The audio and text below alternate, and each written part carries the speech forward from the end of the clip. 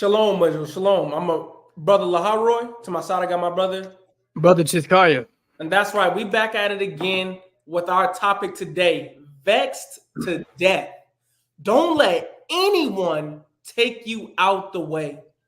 We have to really focus, Israel, on being patient, being diligent, and learning from what our forefathers went through in these scriptures.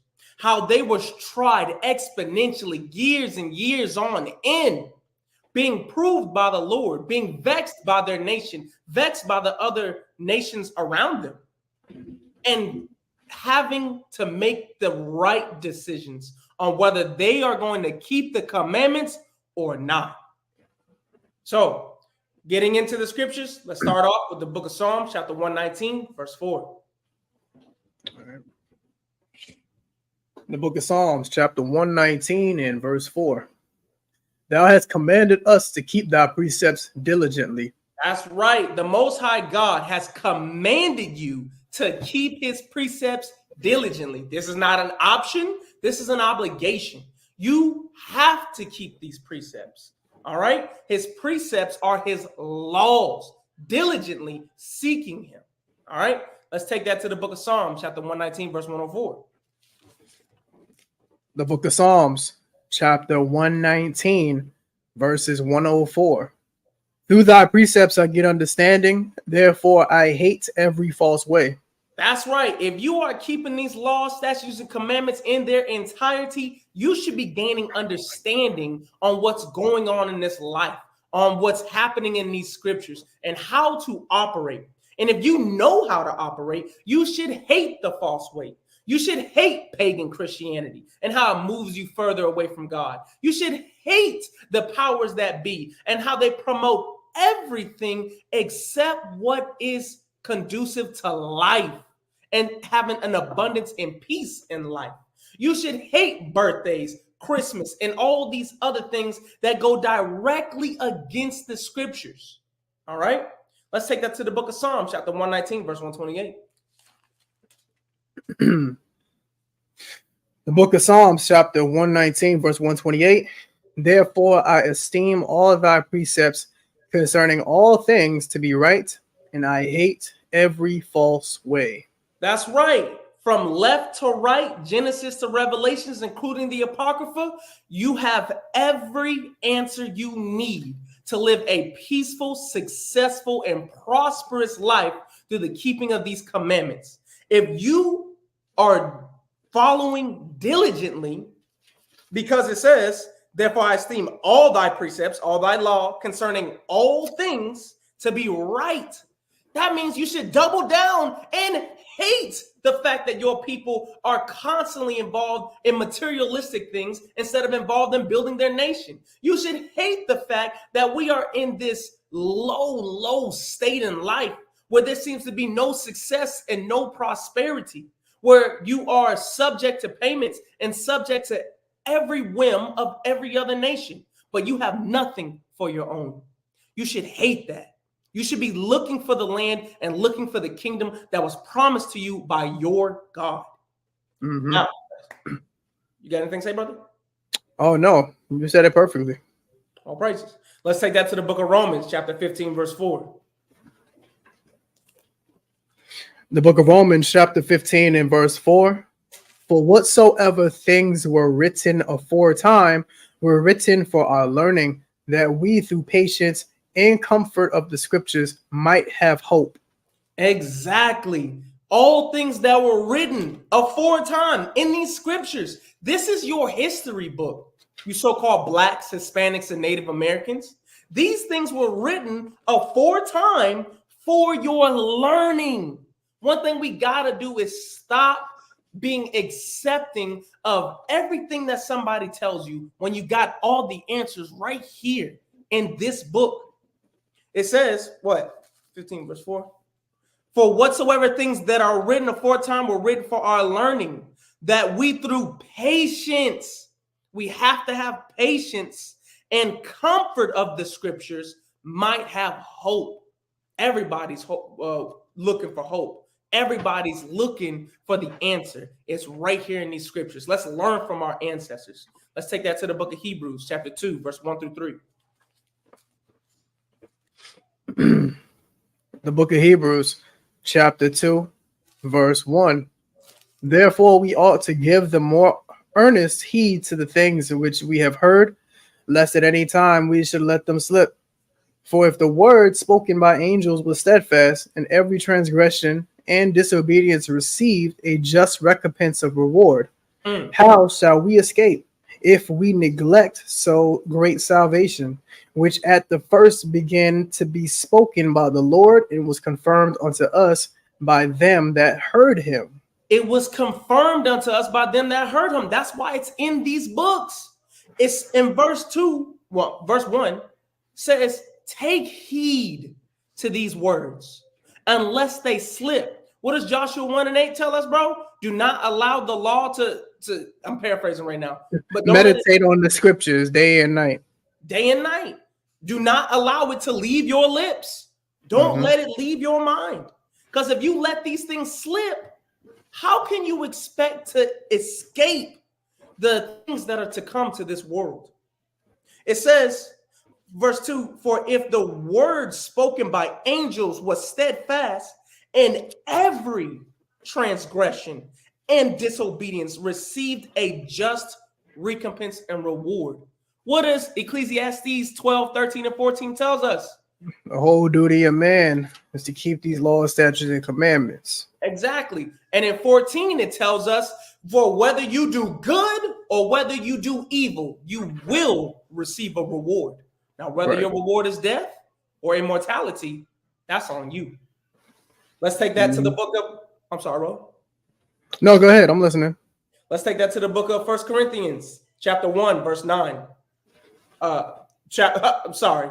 The book of 1 Corinthians, chapter 9, verse 23. And we're going to read into chapter 10 to 12. The book of 1 Corinthians, chapter 9, and verse 23.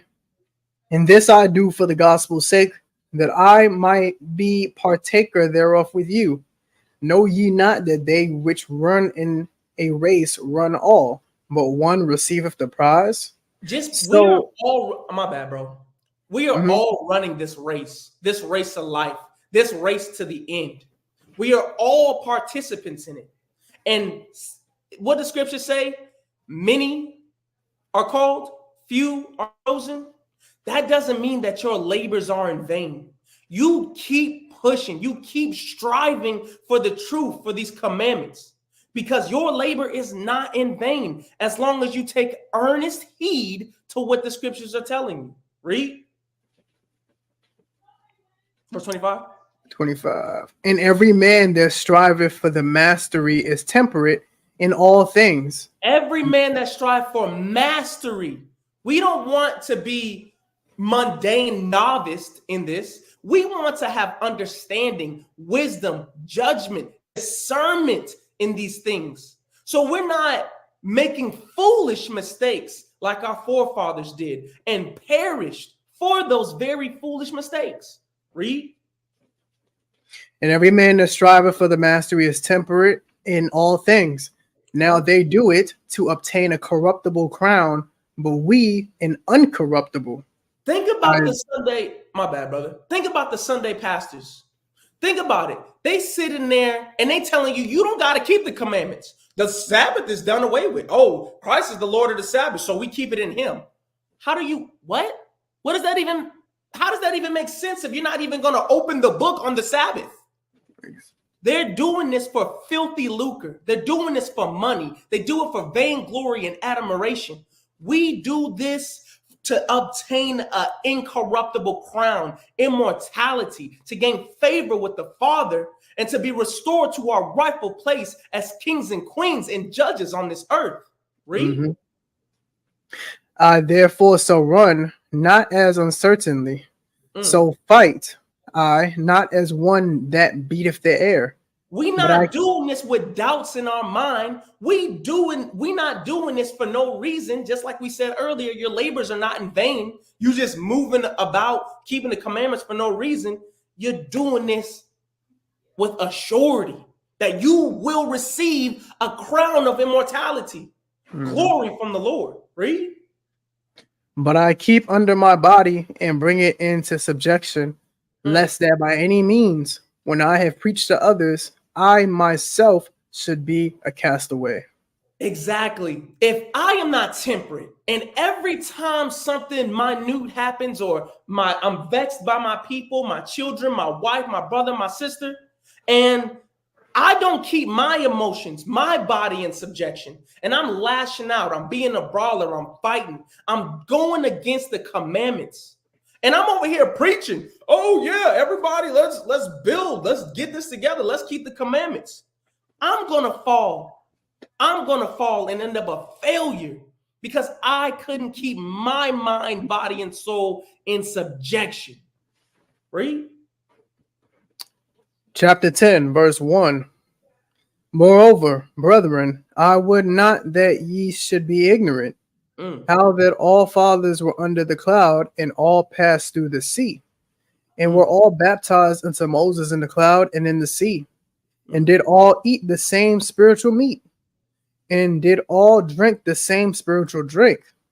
For they drank of that spiritual rock that followed them, and that rock was Christ. That foundation, that rock. Christ is your foundation. He's your rock. He's giving you the same water that they drunk in the desert. This is the water that you're drinking right now. You're drinking his word, the water of life. Let's read.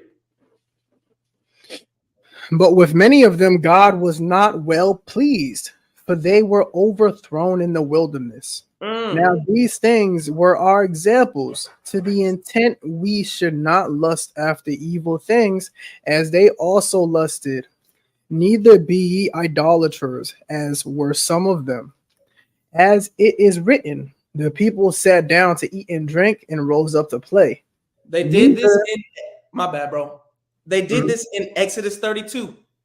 When they sat down, Moses goes up to the mountain. He's talking to the Most High on our behalf, getting all the commandments. And then what's happening? They sitting down here worshiping golden calves, rising up to play and acting like they didn't just make a covenant with the Lord. Read. Neither let us commit fornication, as some of them committed, and fell in one day 23,000. Stop. They did this in Numbers 25 in the wilderness, mixing in when they went into the land of Moab, mixing in with the Moabites. They all died for mixing in with the other nations. Read.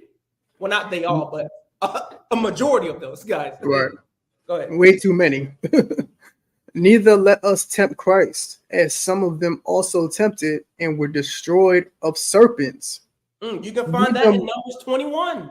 All right. They just refused. They flat out refused to just keep the commandment and look at the sign, the wonder that the Lord put there for their healing. Think of it. All you had to do was look up to receive healing, and you're going to refuse the Lord? Read. Neither murmur ye, as some of them also murmured, and were destroyed of the destroyer. Now all these things happen unto them for ensamples, and they are written for our admonition, upon whom the ends of the world are come. Wherefore let him that thinketh he standeth take heed lest he fall. It don't matter if you were, it don't matter how long you've been in this truth, because we're about to go into our example now after this. No matter how long you've been in this truth, you better take heed to everything that you read, whether you're reading it for the 100th time or for the first time. Because if you're not taking heed and really understanding the nuances of what's going on, you just might fall due to your lack of understanding. What does Hosea 4:6 tell us? We're destroyed for lack of knowledge. Exactly. And if we don't, go ahead. I'm sorry, go finish your thought and then I'll comment. Exactly, bro. We're destroyed for our lack of knowledge because we don't do exactly what the Lord told us to do. Look how mighty we've fallen. And unfortunately, when we look in the past and we see all the times where our people have fallen, even up until today, it's always because our people don't feel like something is as important as the Most High God has proclaimed it to be.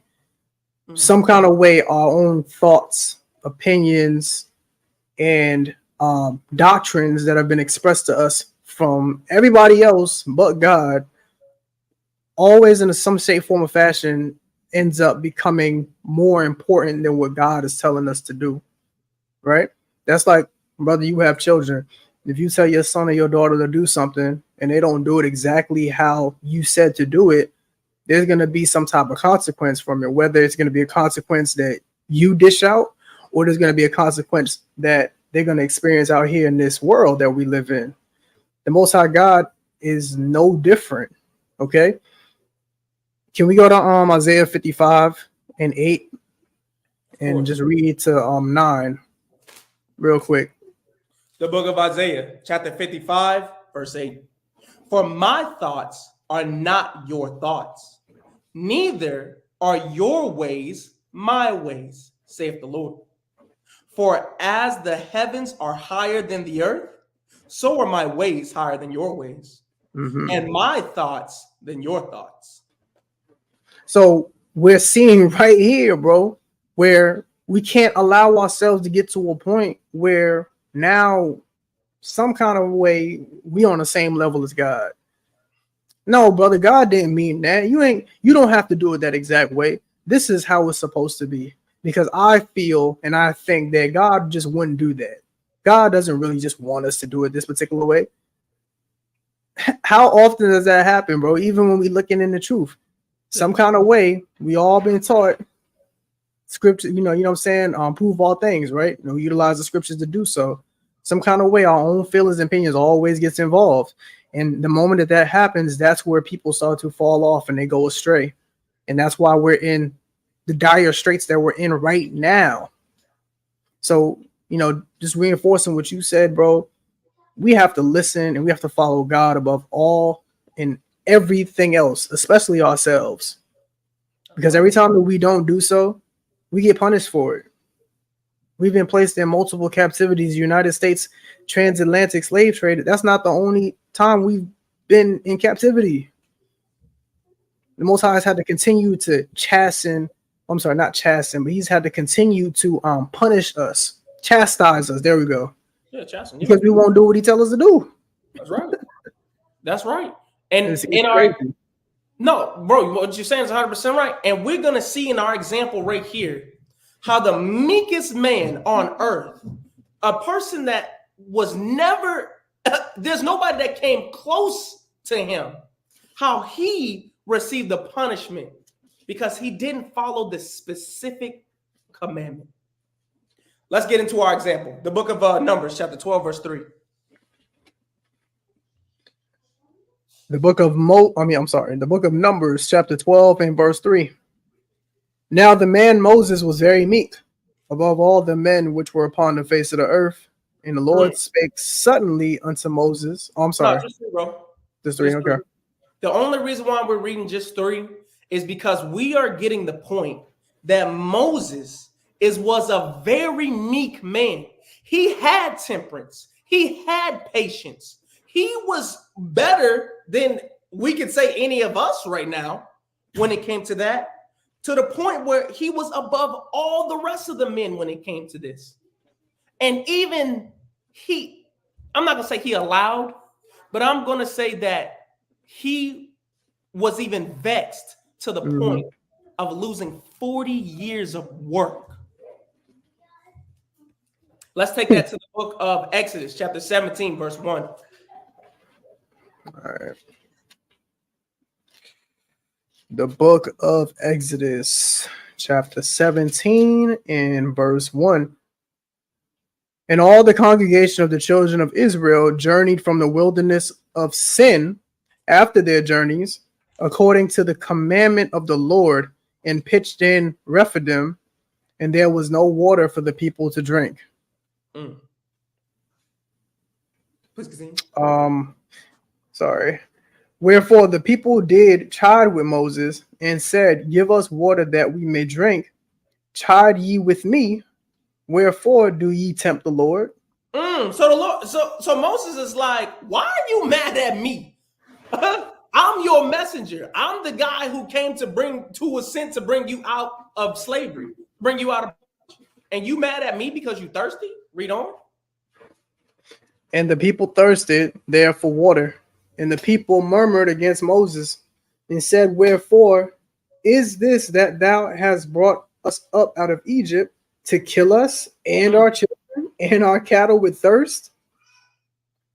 For those who don't know, murmur basically means to complain. All right. And Moses cried unto the Lord, saying, what shall I do unto this people? They be almost ready to stone me. And the Lord said unto Moses, go on before the people, and take with thee of the elders of Israel, and thy rod, wherewith thou smotest the river, take in thine hand, and go. Behold, I will stand before thee upon the rock in Horeb, and thou shalt smite the rock, and there shall come water out of it, that the people may drink. And Moses did so in the sight of the elders of Israel. I'm sorry, bro. I have to just make this comment. Do you see how specific this is? What if Moses just did a summary of what the Most High said? This wouldn't have played out the way it was supposed to. It just goes to show how following instructions is key, not only in life, but also most importantly with God. All right. Verse 7. And he called the name of the place Massah and Meribah, because of the chiding of the children of Israel, and because they tempted the Lord, saying, is the Lord among us or not? Now, what we want to remember here, this is right before they made a covenant, a promise, a guarantee with the Most High God. This is right before that. And they sitting here after just being released from hard bondage in Egypt. And they're already wondering, is the Lord with us? Oh, Moses, we about ready to kill you, because how could you bring us from bondage out into freedom? How dare you do that? Let's skip a couple of years down the line and go to the book of Numbers, chapter 20, verse 1 through 13. A couple of years down the line where the exact same scenario happened once again. And let's see if anything changed. The book of Numbers, chapter 20, verse 1. Then came the children of Israel, even the whole congregation, into the desert of Zin in the first month. And the people abode in Kadesh, and Miriam died there and was buried there. Now, hold on. This man's wife just died. This man's wife just died. They're in the first month. Passover's coming around. All these people are in the desert. So just building the scenario, there's a lot of stress on the leader, on the elder's plate, Moses' plate right now. Let's read on. And there was no water for the congregation, and they gathered themselves together against Moses and against Aaron. And the people chode with Moses and spake, saying, would God that he had died when our brethren died before the Lord? And why have ye brought up the congregation of the Lord into this wilderness, that we and our cattle should die there? And wherefore have ye made us to come up out of Egypt to bring us into this evil place? It is no place of seed or of figs or of vines or of pomegranates, neither is there any water to drink. And Moses and Aaron went from the presence of the assembly unto the door of the tabernacle of the congregation, and they fell upon their faces, and the glory of the Lord appeared unto them. And the Lord spake unto Moses, saying, take the rod, and gather thou the assembly together, thou and Aaron thy brother, and speak ye unto the rock before their eyes. Do what? Do what, bro? Repeat that again. Do what to the rock? Speak ye unto the rock before their eyes. Exactly. He didn't say smote the rock. He said speak to it. He was very specific. Read. And hold on. And speak ye unto the rock before their eyes, and it shall give forth his water, and thou shalt bring forth to them water out of the rock, so that thou shalt give the congregation and their beasts drink. And Moses took the rod from before the Lord as he commanded him. And Moses and Aaron gathered the congregation together before the rock, and he said unto them, Hear now, ye rebels. He's Must, mad. He's must mad. we fetch you water out of this rock? And Moses lifted up his hand, and with his rod he smote the rock twice, and the water came out abundantly, and the congregation drank, and their beasts also. And the Lord spake unto Moses and Aaron, Because ye believed me not, to sanctify me in the eyes of the children of Israel, therefore ye shall not bring this congregation into the land which I have given them. This is the water of Meribah, because the children of Israel strove with the Lord, and he was sanctified in them.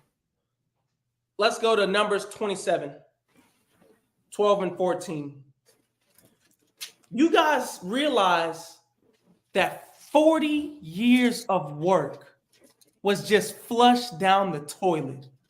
Imagine working at your job 40 years.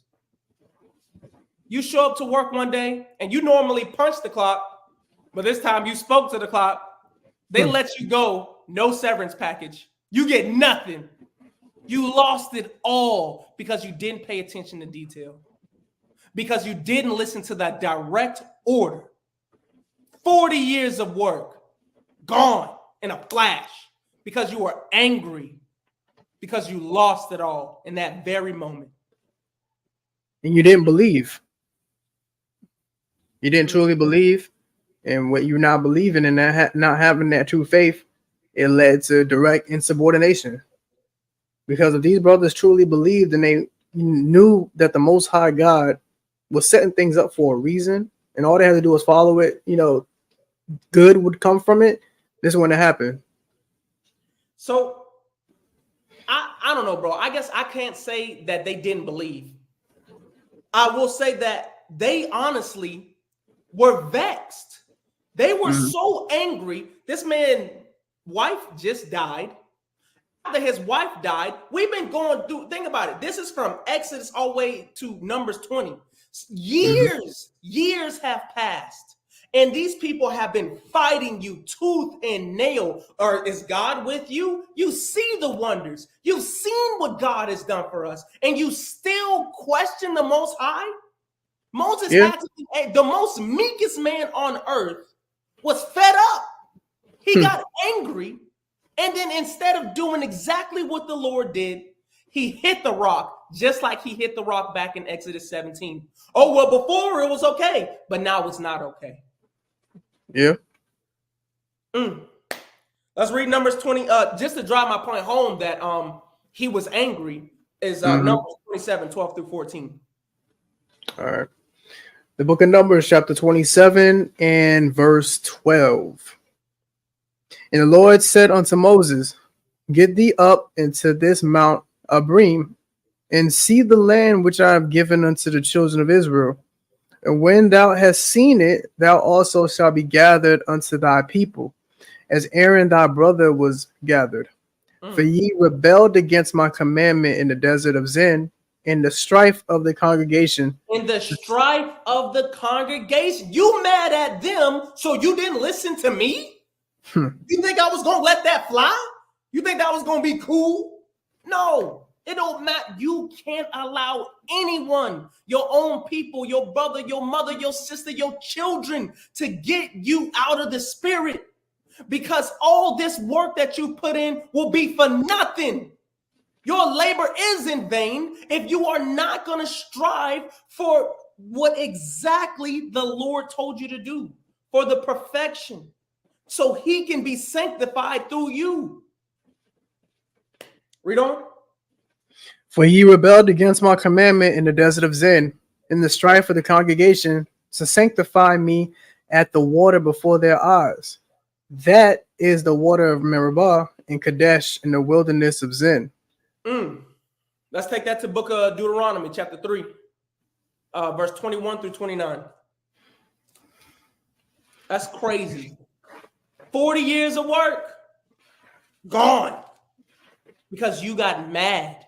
That's just like when the young guys today, somebody step on your shoes and you shoot somebody 10 times because you mad because they disrespected you because they stepped on your shoes. Or you go and rob somebody and hurt and kill somebody because you feel like it's just in your eyes. You just lost it all. For what? And also, bro, I mean, we would be remiss if we didn't mention this, but here it is, another example of why being angry never works out for us. It never works out. Keep on real quick. Just go to Proverbs 19 and 11. Just real quick. The book of Proverbs, chapter 19, verse 11. The discretion of a man deferreth his anger. It is his glory to pass over a transgression. Ooh, that's a good one. I didn't get that. So, I mean, it's self-explanatory, right? Yes, like, it is. Think about that for a second. The discretion of a man deferreth his anger. It means he puts it off, right? He's not allowing it to overtake him. He's not allowing it to put him in a situation where now a transgression may occur. See, that's why it says afterwards, and it is his glory. It's your glory, right? That's a good thing to pass over a transgression because we already know what anger literally leads to, right? Being angry, it leads to sin. When you're angry, a lot of times it means you've lost patience. That's another thing we're commanded to have, right? When you allow yourself to get angry to that point, when you already know that this is something that's not supposed to happen because God didn't commanded it, I mean, in a way, it almost kind of questions your belief. God knows certain things are going to happen. God knows that certain things are going to be put in front of you to test you, but he's already telling you how to deal with it. So why allow yourself to get to that point? The Most High put this out there for a reason because he already knows. He knows us better than we know ourselves. And he knows that certain emotions is going to lead directly into sin. So that's why he tells us to abstain from it. Put it off. I just want to bring that out. No, yeah. Deuteronomy chapter 3 and verse 21. Thank you. And I commanded Joshua at that time, saying, thine eyes have seen all that the Lord your God have done unto these two kings. So shall the Lord do unto all the kingdoms whither thou passest. Ye shall not fear them, for the Lord your God, he shall fight for you. And I besought the Lord at that time, saying, O Lord God, thou hast begun to show thy servant thy greatness and thy mighty hand. For what God is there in heaven or in earth that can do according to thy works and according to thy might? I pray thee, let me go over and see the good land that is beyond Jordan, that goodly mountain in Lebanon.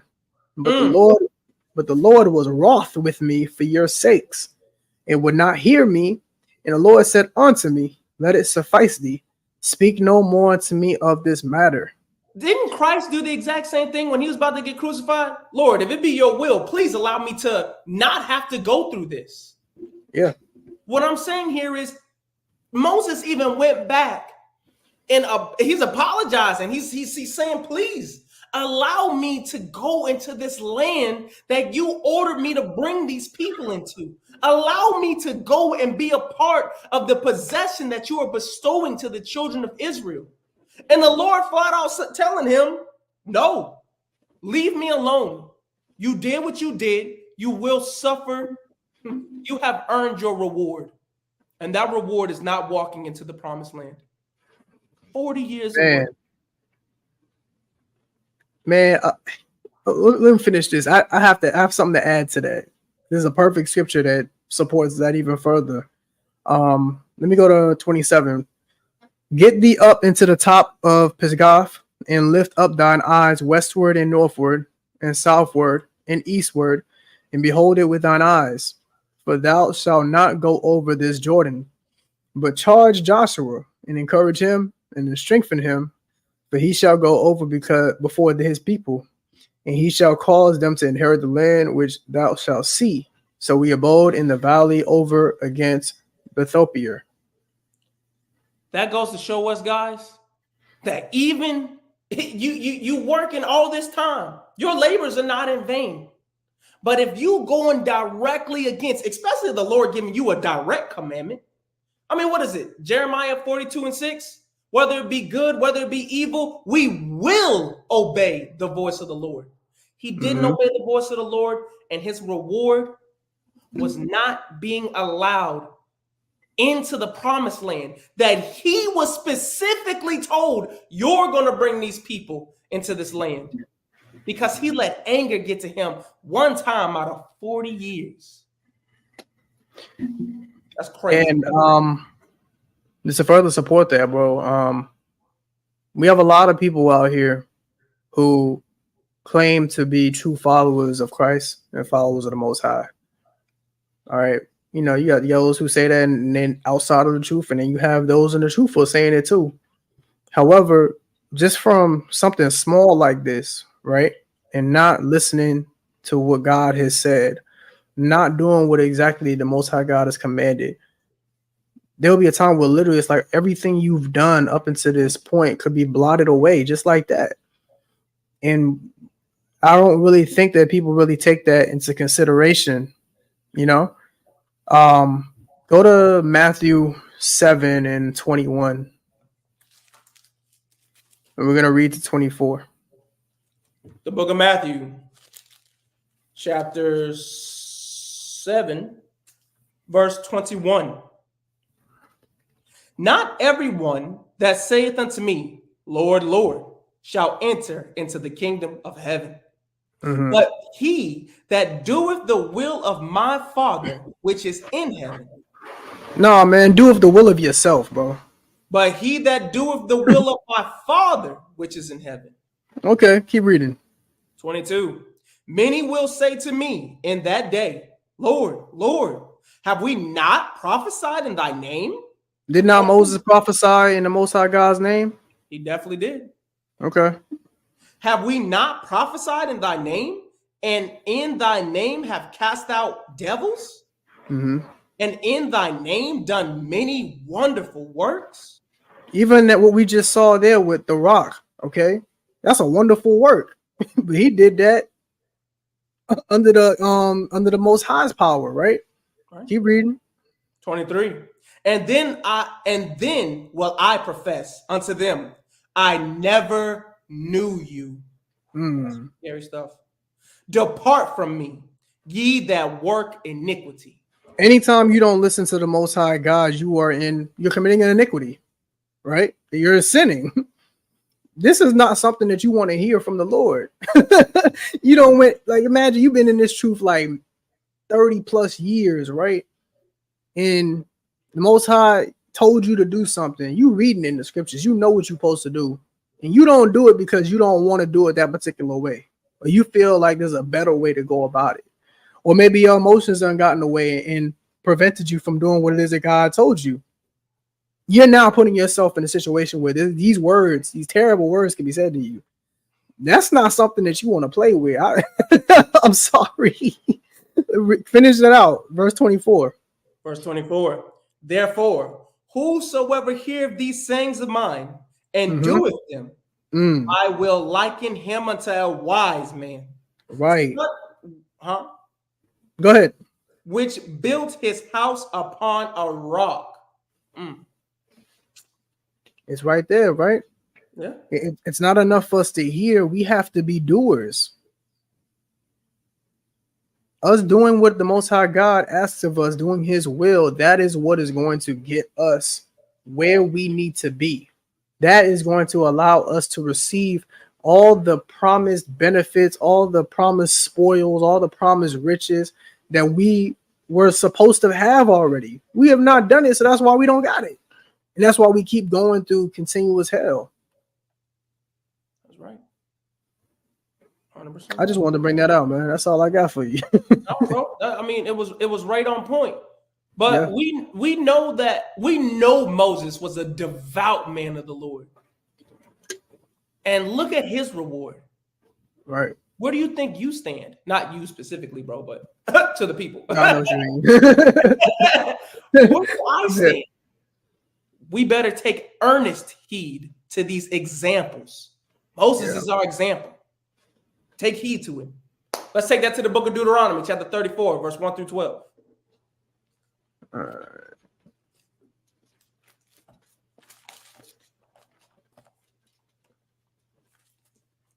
The book of Deuteronomy, chapter 34, and verse 1. And Moses went up from the plains of Moab unto the mountain of Nebo, to the top of Pisgah, that is over against Jericho. And the Lord showed him all the land of Gilead unto Dan, and Naphtali, and the land of Ephraim, and Manasseh, and all the land of Judah unto the utmost sea, in the south, in the plain of the valley of Jericho, the city of palm trees unto Zorah. And the Lord said unto him, This is the land which I swear unto Abram, unto Isaac, and unto Jacob, saying, I will give it unto thy seed. I have caused thee to see it with thine eyes, but thou shalt not go over thither. Dang. So Moses, the servant of the Lord, died there in the land of Moab, according to the word of the Lord. And he buried him in the valley in the land of Moab, over against Bethor. But no man knoweth of his sepulchre unto this day. And Moses was 120 years old when he died. His eye was not dim, nor his natural force abated. He definitely had the spirit of the Lord on him. 120, you're not blind, you're not hunched over. He died with his natural strength. But he wasn't able to walk into the kingdom. Mm-hmm. Go ahead. And the children of Israel wept for Moses in the plains of Moab 30 days. So the days of weeping and mourning for Moses was ended. And Joshua the son of Nun was full of the spirit of wisdom, for Moses had laid his hands upon him, and the children of Israel hearkened unto him, and did as the Lord commanded Moses. And there arose not a prophet since in Israel like unto Moses, whom the Lord knew face to face. And all the signs and the wonders which the Lord sent him to do in the land of Egypt, to Pharaoh and to all his servants, and to all his unto all his land, and in all that mighty hand, and in all the great terror which Moses showed in the sight of all Israel. Wow. And up until the end, they still questioned Moses, whether he's a man of God, whether the Lord is with them. All the way, 40 years. Man, could you imagine traveling in 40 years and somebody just asking you the same question over and over? Are we there yet? Are we there yet? No, we go. Could you imagine? Nah. Me personally, I couldn't do it. Bro, I'll be smacking everybody. Exactly. Like, yo, why are you questioning anything as of right now? Like, Moses literally sat there and split an ocean in half. Right. Moses sat over there and through the power of the Most High God, literally ushered in all of these terrible plagues to destroy Egypt. And you sitting over here questioning because you're not getting the validation that you want at the time you want it in. So that's going to cause you to question the Most High God. That's crazy. That's crazy. That's insane, bro. It's ludicrous. Yeah. I'm just saying, bro. I'm saying, everybody, we have to learn from the examples that our forefathers. Jeremiah, I believe it's Jeremiah 16, when it says we've done worse than our forefathers. When we're supposed to be praying on their behalf and asking for forgiveness for them. And we in our generation are doing worse than them? Way worse. Man. Let's take that to the book of Hebrews, chapter 12, verse 12 through 15, please. But then you know what, bro? I also kind of question that too in a way. Only because we may be doing worse, but we're doing worse without really seeing and feeling the Most High's presence. Our ancestors felt, saw, experienced, and was freed multiple times. So for them to not do something, or not to listen and to still break commandments, like it's super unacceptable for them. You know, they was bugging right after being freed. Like, But I'd have to say, bro, crazy. the scripture specifically tells us that we are supposed to teach our children. You're Right. supposed to be telling them about these very accounts of history. Yep. If you're not doing that, you are failing our future generation, failing your son, failing your daughter. Because how are they supposed to know these examples and move on a better foot if they never even knew? What is it? Jeremiah 17:4? Your inheritance was taken away from you. Discontinued. Exactly. Let's take that to Hebrews. Chapter 12, verse 12 through 15. All right. The book of Hebrews, chapter 12, verse 12. Wherefore lift up the hands which hang down and the feeble knees, and make straight paths for your feet, lest that which is lame be turned out of the way. But let it rather. My bad, bro. Continue that. My bad. But let it rather be healed. Unless you be turned out of the way. Because you feeble knees, you uncertain. Oh, well, I don't know if the Lord's with me or not. Oh, well, am I doing the right things? Should I be upholding the Sabbath? You questioning the wrong things. You're going to end up with feeble knees and getting turned out of the way. If it's in the scriptures, you better do it as it is written. That's the fact of the matter. Let's read on. Follow peace with all men in holiness, without which no man shall see the Lord. Looking diligently, lest any man fail of the grace of God, lest any roots of bitterness springing up trouble you, and thereby may be defiled. Look what happened to our forefather. Look what happened to him. He, in that one instance, he didn't follow peace. And it wasn't even like it was against a person. It was against a rock. In that one instance, he didn't have diligence, patience, meekness, and temperance. And he failed. He failed of the grace of God. And he missed out on the opportunity to walk into the promised land, the thing he had been working his entire life for. 120. That's crazy, bro. It's crazy. Let's take that to us. We almost done, guys. 2 Corinthians 13, 5 through 9.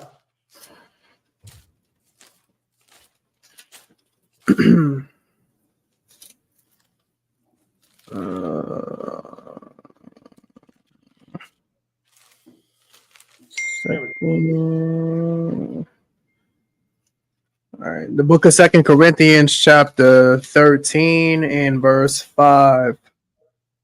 Examine yourselves whether ye be in the faith. Prove your own selves. Know ye not your own selves, that Jesus Christ is in you, except ye be reprobates. But I trust that ye shall know that we are not reprobates. We don't run from this law. We are not reprobates. We are not criminals. We don't run from this law.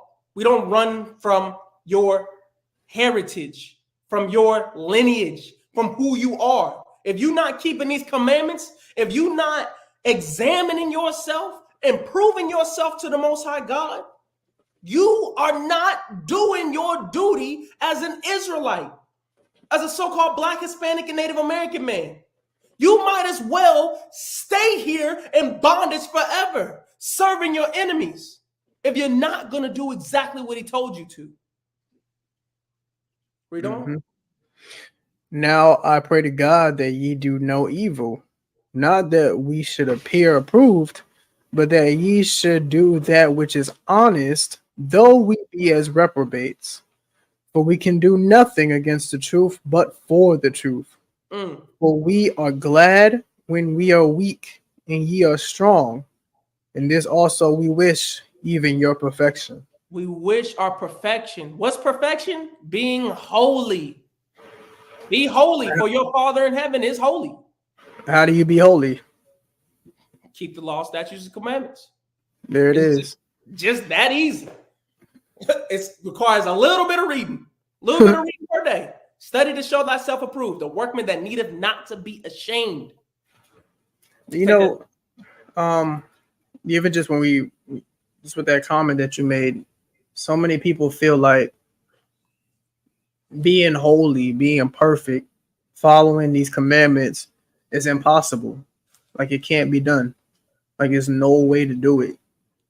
However, if you feel that way, then how can you truly call yourself a follower of Christ? That's right. Because what did Christ tell us in John 15:10? He said, if you love me, you will keep my Father's commandments as I have kept them. Christ tells us we will not even be able to set foot to have a conversation with God, the Most High, unless he sees fit. He deems us worthy. So if you're not going to live the way that Christ lived, how can you call yourself a true follower? How can you call yourself a true believer? How can you say you love Christ? People always want to talk about, oh, we just got to love. We got to love. But when I ask, what does love mean? Nobody ever can give me the proper definition because they don't know. Because what are they doing? They're relying upon what they think and what they feel instead of relying on what God says. You showing they go, oh, you just got to love your brothers and your sister. Okay, what does that mean? How do you love your brother and your sister? If your brother and your sister is not keeping no commandments, you're supposed to tell them they have to keep commandments. You need to warn them. You need to help get them together. That's love. That's real love. That's people, right. They just miss that, man. Exactly. I mean, what did the scripture above Hebrews 12:12? It literally says your feeble knees. Oh, I can't keep all the commandments. Mm-hmm. Oh, your feeble knees, you being turned out the way. You can't keep all the commandments, so you're not gonna keep none of them. I can't keep any of the commandments. I'm not gonna do the Sabbath. I'm not gonna put on my fringes. If I'm a woman, I'm still gonna wear my pants because there's no way I can keep all the commandments. I'm still gonna eat my pork because I can't do it. Or the better yet, they'll tell you, oh, well, we can't possibly keep all the commandments, brother, because we're not in our homeland right now. We're not in Jerusalem. That's the dumbest thing I've ever heard because because you're not in your homeland, you think that the Most High is just giving you just free run and do whatever the hell you want until you get there. That makes no sense. This is literally a righteous rehearsal, right? If you want to equate this to sports, right? Plenty of us, we play basketball. Plenty of us play football. We did track, okay? When you're not in that exact game situation, what are you doing during practice? You're rehearsing, you're practicing what you're going to do when you get to the main event. So why would the Most High God not require the same of us? He's not going to have us just put us somewhere and have us just do something that we've never done before. We're not going to do it correctly, are we? We have to practice. We have to get it right. We have to take steps. There's levels to this. There's levels with God, but people always want to skip levels. They always want to skip steps. No, we have to go through them in its righteous organization. That's right. That's right. What you want, 1 Peter? Okay, 1 Peter chapter 4, verse 12. Beloved, think it not strange concerning the fiery trial which is to try you. Which is to try you. I'm sorry, bro. I had to stop you early. Which is to try you. You are being proved. I'm being proved. Every last one of us are being proved. I believe that's what Exodus 20 and like 20. No. Let's go there. Let's go there. Let's do it. No, I ain't just call it out, bro. We just gotta hit it up. Make sure that you know what you're talking about, brother. I'm with you, my friend. I'm with you. It's the book of Exodus 20. Yeah, it was 20 and 20. All right. The book of go Exodus. Ahead, read it. I'm sorry, what? I said, go ahead. I got you. The book of Exodus, chapter 20, verse 20. And Moses said unto the people, fear not, for God is come to prove you. He's come to prove you. Are you going to keep his commandments? Or are you going to do what you want to do? And that his fear, when you fear the Lord, you obey him. Psalms 111 and 10. May be before your face that ye sin not. That's your whole purpose of being here. to go through the fiery trials, to get proved, to show yourself worthy, to earn honor, because right now you're in a place of shame. Right. Everything that we're doing, going through right about now, this is our way of trying to get back right with God, because we've been doing everything wrong for so long. So it's not enough to just say we're sorry. You got to show why you're sorry. You have to show just how sorry you truly are. Faith without works is dead, right? People always want to talk about faith, but they always want to leave out the works. You know what I'm saying? That's crazy to me. Prove all things, right? That applies to more than just scriptures. That applies to everything.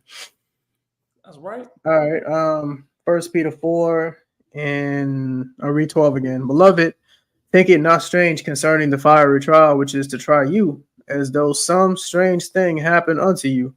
But rejoice, inasmuch as ye are partakers of Christ's sufferings, that when his glory shall be revealed, ye may be glad also with exceeding joy.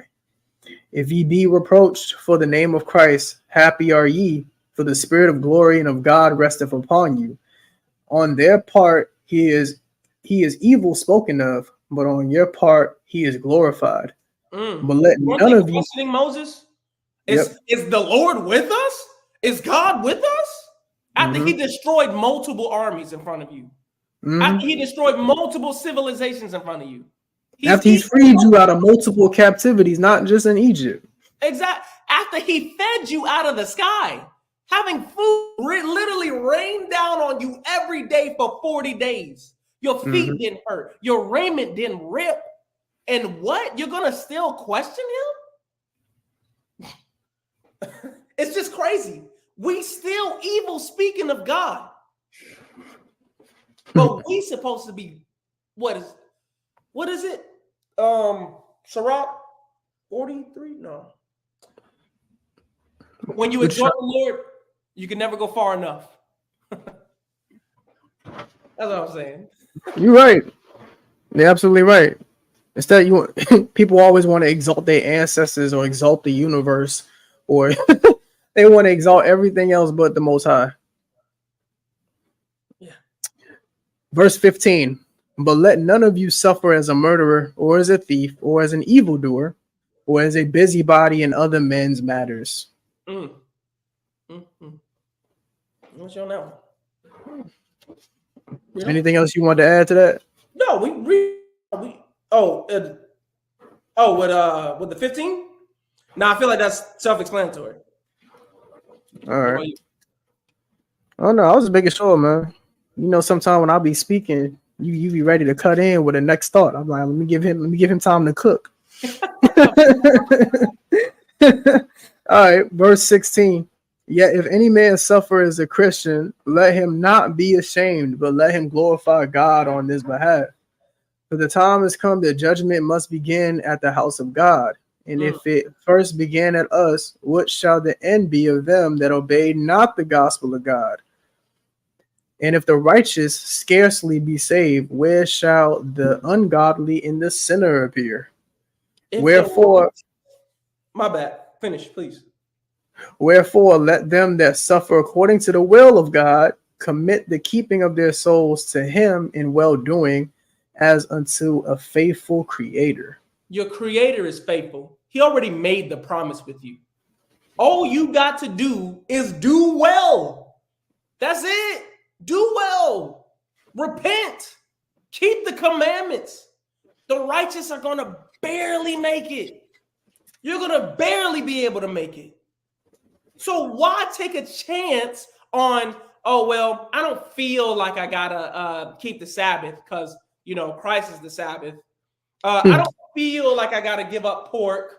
I don't feel like I got to stop being a homosexual. I don't feel like I got to do anything that pertains to this Bible because God knows my heart. You're dead. I'm sorry. That's plainly as you can say it. Right. Let's finish on up with the book of Matthew, chapter 26, verse 6 through 13. Giving honor to the woman. The book of Matthew, chapter 26, verse 6. Now, when Jesus was in Bethany In the house of Simon the leper, there came unto him a woman having an alabaster box of very precious ointment, and poured it on his head. And as he sat at meat, but when his disciples saw it, they had indignation, saying, to what purpose is this waste? For this ointment might have been sold for much and given to the poor. When Jesus understood it, he said unto them, why trouble ye the woman? For she hath wrought a good work upon me. For ye have the poor always with you, but me ye have not always. For in that she hath poured this ointment on my body, she did it for my burial. Verily I say unto you, wheresoever this gospel shall be preached in the whole world, there shall also this, that this woman have done, be told for a memorial of her. At the end of the day, ladies and gentlemen, please take earnest heed to these scriptures. The time is at hand. I don't know if y'all watch news, but it's getting crazy around the world. Please, we beg of you, take heed to what you read. It might save your life. No, it will. You might save your life. Ezekiel 14:14. You can only save yourself. And it's a fact. I mean, it's been written. We do what the Most High says to do. We will receive life. We don't, we will receive death. You can find that in Baruch 4. It's really just that simple. We got to stop trying to do what we want to do all the time and follow after God. You can't go wrong when you follow after God. So why follow anything else other than that? Especially not your own mind. That's where a lot of us always fail. Thinking that we know something. We don't know nothing. We can never know more than the person who created us. That's right. That's that. Well, with that, ladies and gentlemen, I'm Brother Laharoy. To my side, I got my brother. Brother Chiskaya. That's right. Don't be vexed to death. Don't let nobody take you out of the way.